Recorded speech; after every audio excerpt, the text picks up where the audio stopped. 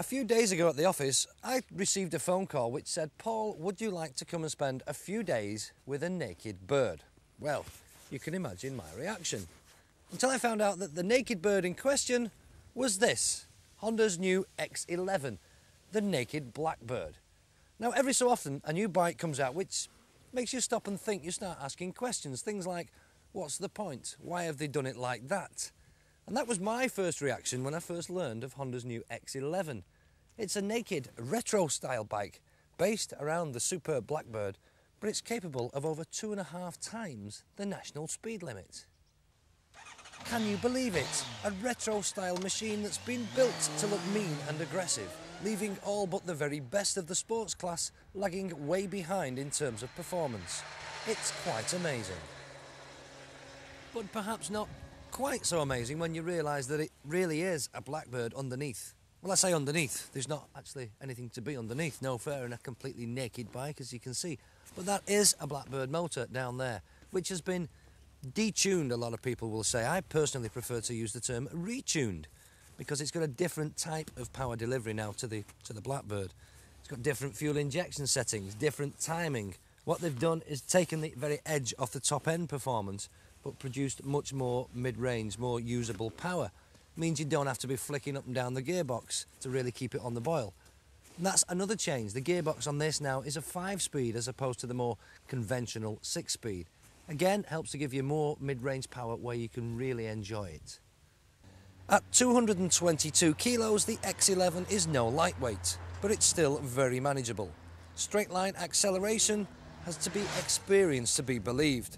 Any of the superlatives which you'll hear, such as arm-wrenching, eye-popping, neck-straining and chest-splitting, can rightly be applied to this machine. So it's a naked Blackbird. Well, yes and no.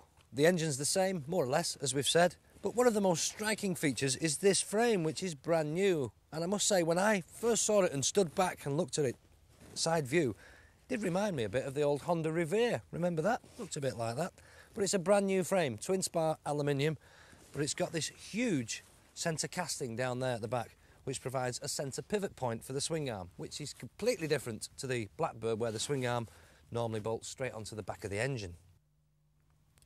And up at the front here, we've got this rather weird and kind of space-agey looking oil cooler and radiator surround, which Honda say has been designed to really force the air through the radiator and the oil cooler, and at the same time to create a vacuum in these side ports here to actually pull the hot air out of the way. Sounds good to me, all very clever stuff. And you can't fail to notice down here, these downpipes, look at that. A work of art and a pipe bender's dream. Or is it a pipe bender's nightmare? I'm not so sure. And down at the back end here, there's a little badge that Blackbird and VFR 800 owners will be familiar with. Dual CBS, combined braking system. All it does, when you press the front brake, it brakes the back as well. And vice versa, press the rear brake pedal, brakes the front end. It's actually far, far more complicated and much more technical than that, but that's basically what happens. I won't bore you with all the details.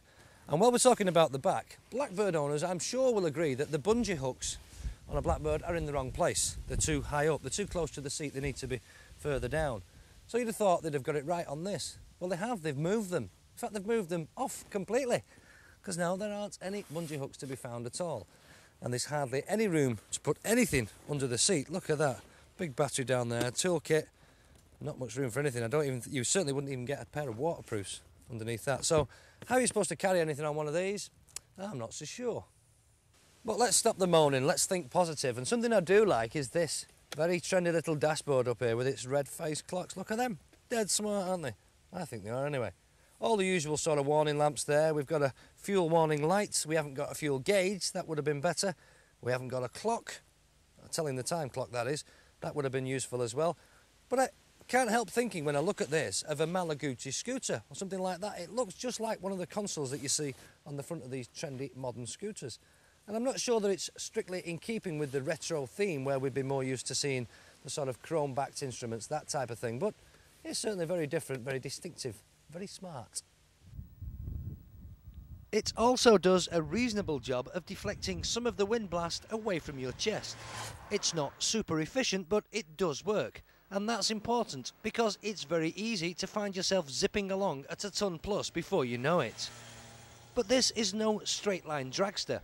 The X11 can be chucked around with the best of the sports bikes. The handling is superb.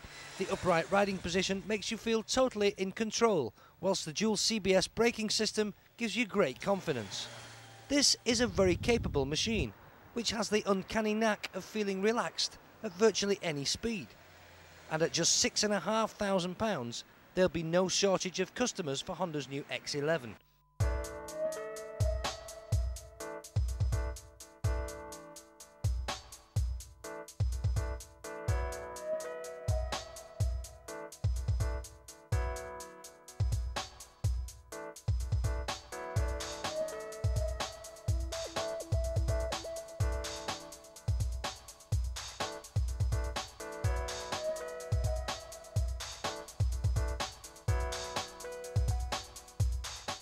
And if you're still not convinced, think of Yamaha's VMAX with more comfort, better handling, superb brakes and as much power as you dare to use, and you won't be too far out.